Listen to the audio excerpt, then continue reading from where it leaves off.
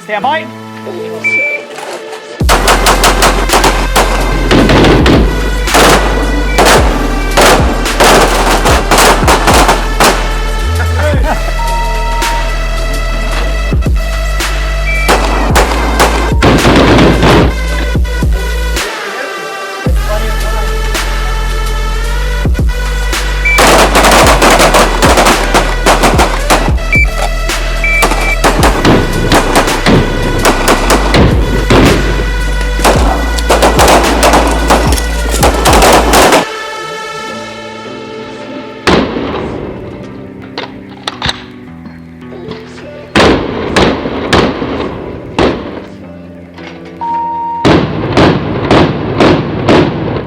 So what I want to do is I don't want to scoop out with a retention style holster. It's never going to come out. I don't want to drive down to drive up. All I'm doing is coming up from this contact reference point, gripping the pistol, driving the elbow down, high-low leverage, establish the structure is now built, and I present out, all right? Right to the eye line, and I should have my dot right on the target, aim small, miss small, and it's presented within a margin of error. Now, if I bend this elbow out, watch the natural path of the gun in which it wants to take. Just based off of a guess, hypothesis, where do you think it's going to go and why? Up left. Because of what? The elbow. Yes, the elbow's not in line, so I fire that one, and voila, it went way up and left. Okay? Bring it down and in, I fire that one, and it only goes up and down, and what's the only articulating joint moving? It's not here and here, it's only here, right? So mentally what I'm going to do is stay target focused, lock my vision to it, make it reset, reset, reset every single time. As efficient as I possibly can get. That's with one point of contact. Minimum rise, no flip. One point of contact. And what we're going to do with Clement and myself is we're going to have you guys just with one point of contact. You'll do 5 slow, and then we're going to come and grip your pistol for the next 5 slow and then the 5 fast. Or we can do 3 just to save some ammo, all right? So when we come up and grip your pistol, if this hand is just building good structure, we have long levers for inducing less effort and less human error into the gun. When Clement and myself come in and we are your support side hand, one hand is now doing all the work. And I want you to watch the difference, all right, as we come around. And then what we're going to do is leave you with homework. That homework is to resemble, emulate, and reproduce the same torque, the same leverage, the same grip, and the same friction that we induced on your support side of the gun. To show you and prove to you that one hand does it all, okay? So with the second hand, same thing, I'm going to draw, grip, present, and I'm bringing those elbows down. I build and produce all of that leverage here. I lock in all that support side grip as I produce the eye line. I produce the shot, and now the gun's up, right? It's very important that the gun only moves about a ½ inch, right? An inch, depending on the distance and the size of target, right? Now, any good technique on grip should not just work slow, it should also work when you shoot fast. All right, so what we're going to do is we're going to test this with the 3 slow, and then we'll do 2 fast. Okay, so the 3 slow, and then immediately 2 fast. So it's 1, 2, right? And based off of what we see, if you have 1 low, it's because you induced what? 1, 2, 3, 1, 2. What'd you induce? Where did it come from? Shoulders. Shoulders, right? It's very, very difficult for new shooters to not be tense behind the gun, allow one hand, one grip to do all of the work, and not induce because the rate of fire is coming, the recoil is going to be enhanced, and it's going to come much faster than the 1, 2, 3, 1, 2 to just come up, 1, 2, 3, 1, 2. What I did, come up, 1, 2, 3, 1, 2. And you guys saw that the anticipation of recoil was not here, or else my round would be what? Low and left. It's actually induced from the shoulder line, the tensing of the shoulders. So you could either have a static baseline of understanding of the shoulder tension that you would desire for shooting slow or shooting fast, or you can try just shooting relaxed and allowing the gun to do as it's designed, not as it's told. Because when I say now, or I say 1, 2, or I say bang, bang, right? I'm inducing mental influence or direction or command to the gun that will not listen to you ever. Think about these things. Don't tell the gun what to do because that adds human error coming from the mental state. All right?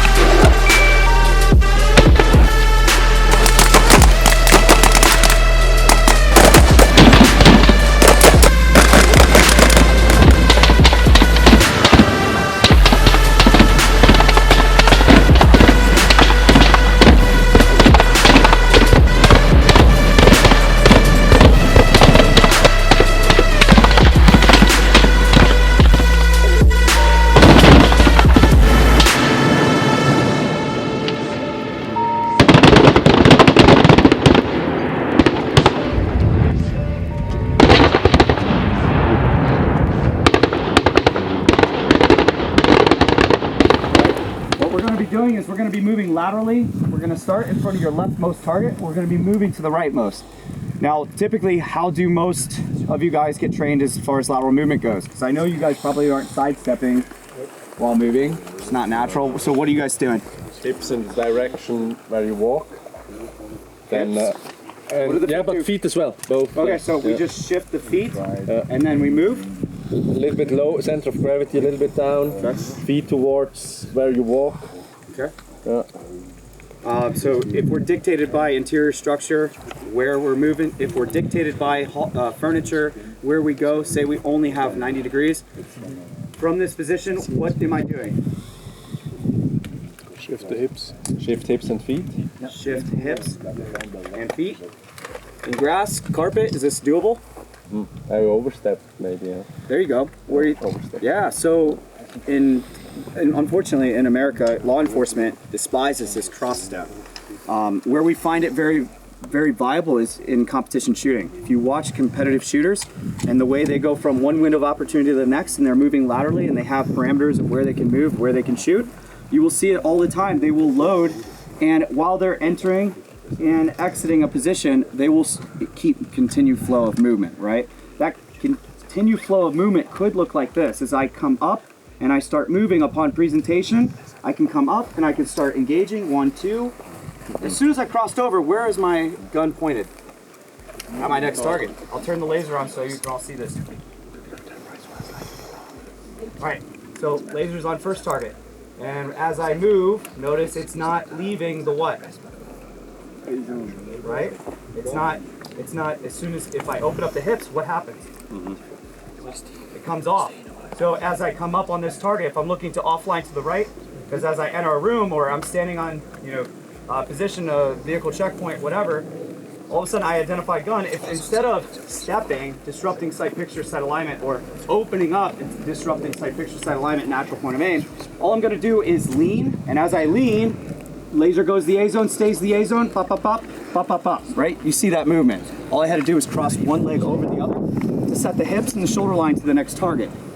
But let's just say, hey, we have to go back to the first target. Let's actually keep the entire engagement of 6 rounds moving from left to right.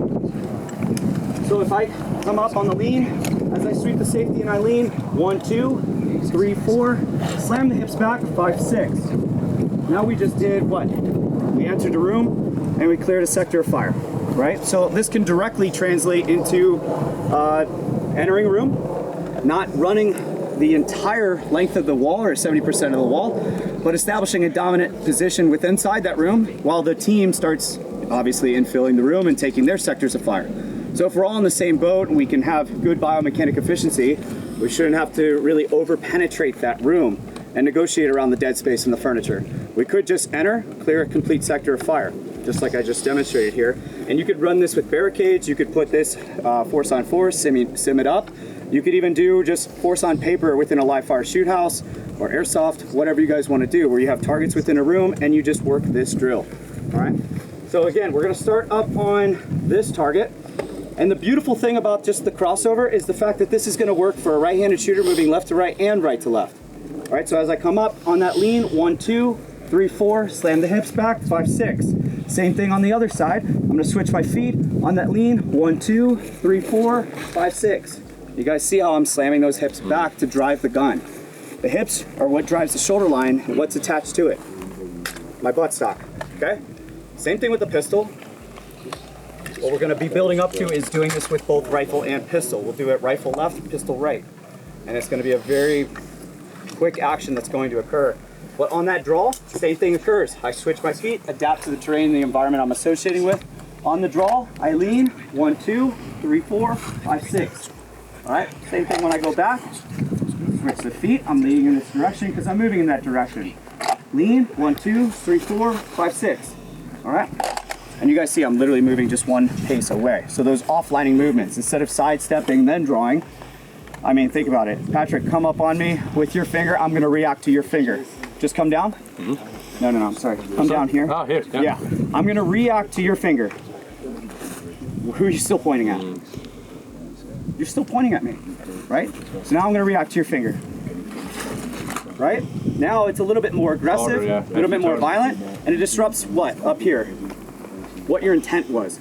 Your intent's initially to engage an officer. As soon as that officer starts leading and engaging from a different position, he's engaging from start of movement to end of movement. Now, your OODA loop is a little bit more disrupted. Your intent is still there, but I am trying to survive this horrible encounter, right? And from me to you, this is really, really, really easy for you to stay on me. But now let's increase the distance, right? Right? A little bit more behind me now. Yeah. Same thing. Right? So after we get you do some force on force, you really proof it out, and we get to see that these offline movements are complete trash. Because most of our officers during our quals, or while we're building these horrible training scars in our TTPs and SOPs, what's happening is they just become so complacent. They take that step and they draw. The whole point of that was to draw as you step, so that you could become a new reference point. But really, you're not offlining yourself to a point, nor are you lowering, changing any plane, or having any real violent, aggressive movement when you just